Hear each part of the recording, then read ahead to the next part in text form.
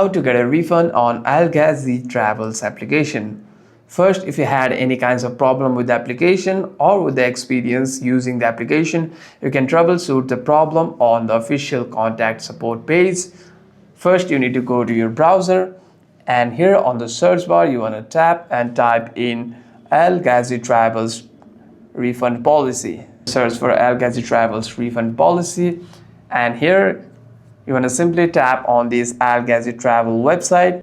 After that, you want to tap on these three bars over here. After that, you want to scroll all the way and simply tap on contact us over here. After that, you will see the official mail over here, and on this Gmail you want to send your appeal, and on this Gmail you want to send your mail, typing out all the info, typing out all the troubles, typing out all the problems that you faced, out all the experience that you faced, and if you had, and you can also make your refund appeal over here.